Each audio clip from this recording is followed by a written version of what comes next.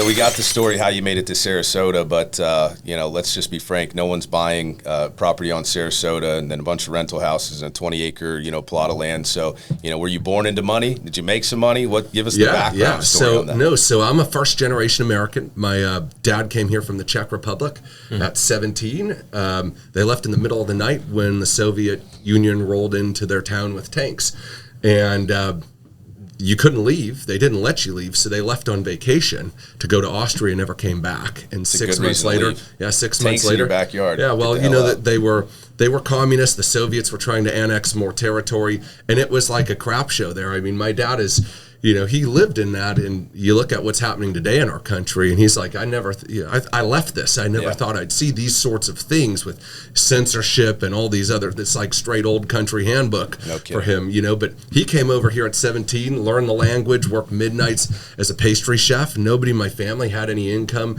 that was substantial. My parents still live in the same 900 square foot house that I grew up in, and they're wonderful people, and they're really frugal, and they've never made a ton of money. They've done okay, but nobody in my family had anything like that. And I actually, I was in the ministry, so I was a music minister for a pretty big church in Oakland Township, Michigan, which is like where all the new money is. That's where all the Detroit Pistons and all the Lions and the Tigers players, they all live there, really up and coming area.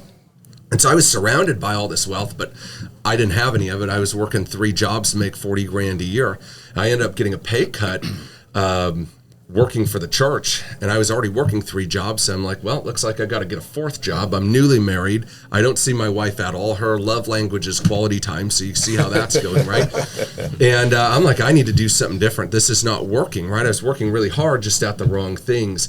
And so my radar was up for like, how do I make some extra money? So my plan was, I actually was going to be a night manager at Rite Aid, which is like a CVS basically, for $14.55 That would have been the home run for you. Yeah, man, that was the plan. That's how I did it. Yeah. We shut it off now, right? Working at Rite Aid 3 midnights a week. So I was going to do that.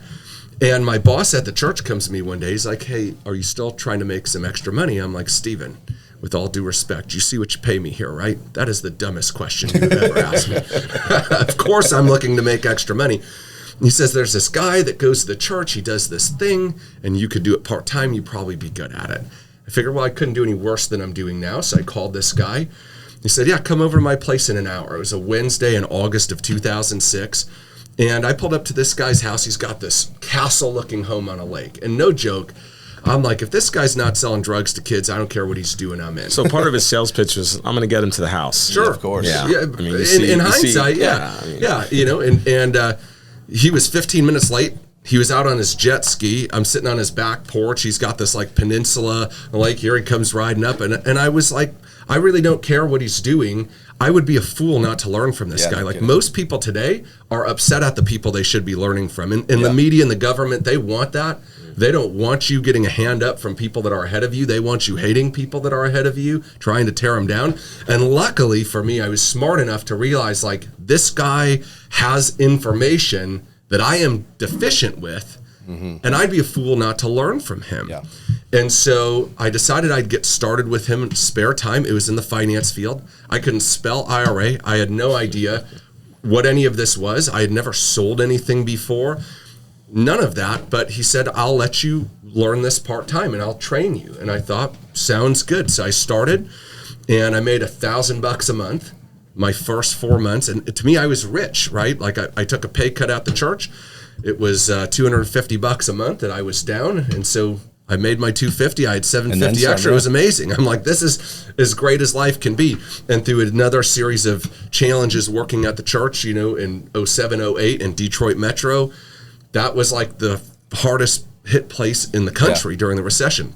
GM went bankrupt, Chrysler went bankrupt. I mean, these are mega employers there. Absolutely. It was not a good thing. Real estate fell 40, 50, 60%. It was crazy.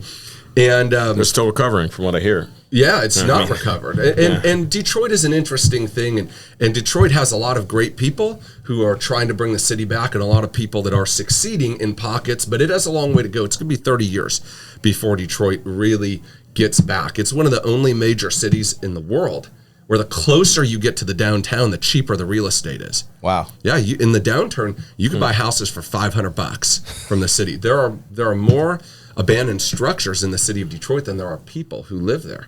In the 60s, there were 2.2 million people in the city proper. Today, there's 650,000, maybe 700,000. Yes, it's a really interesting place. But all that to say, I got started and the church had some financial issues. They ended up having some more issues paying us.